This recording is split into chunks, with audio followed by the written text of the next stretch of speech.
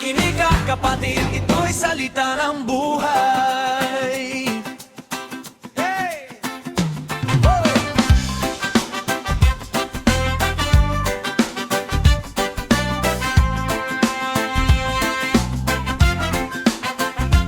Mag-ingat ka, sabi ng Panginoong Jesus, hindi sa yaman nasusukat ang buhos ng tunay na buhay na may kabuluhan. Hindi sa dami ng ipon o kayamanan, may bukirin na ni sobra-sobra ka. Maligay puno, ligaya'y akala, pero sa tanong na anong silbi kung kaluluwa mo'y gutom pa rin.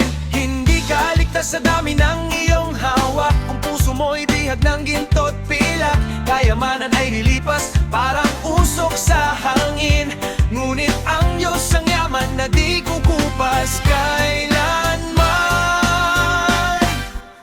Huwag maging sakim, huwag maging sakim. Ang buhay ay hindi sa yaman nagmumula rin. Huwag maging sakim, huwag maging sakim.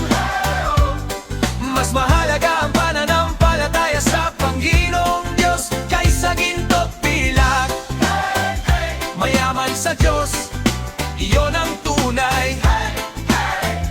Puso'y buhay, hindi nakakadena sa yaman.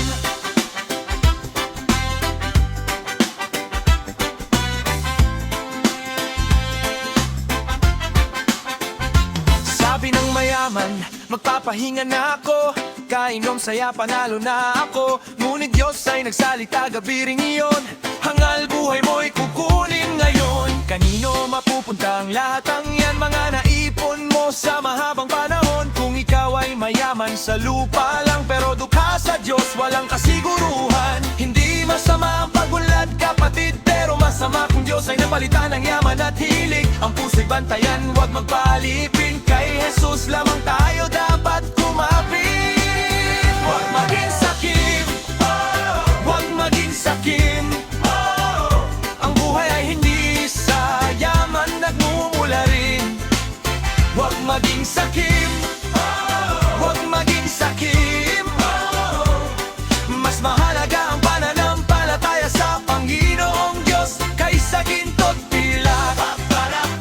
Mayaman sa pananampalataya sa Diyos. Kaligtasan ang layunin, hindi ang pera sa kamay.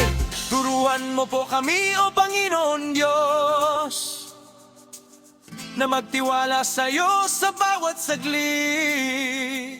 Hindi sa ipon, hindi sa lupa, kundi sa biyaya mong di nauubos kailan paman. Gawin mong bukas palad ang aming puso, handang magbahagi, handang magmahal sa kapwa ko. Dahil ang tunay na kayamanan ay buhay na walang hanggan.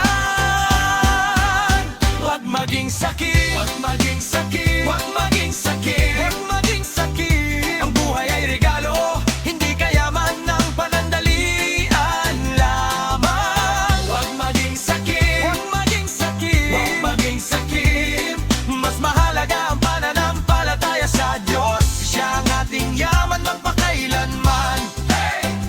Sa Diyos tayo'y higit pa sa mayaman. Kay Kristo ang buhay. Amen.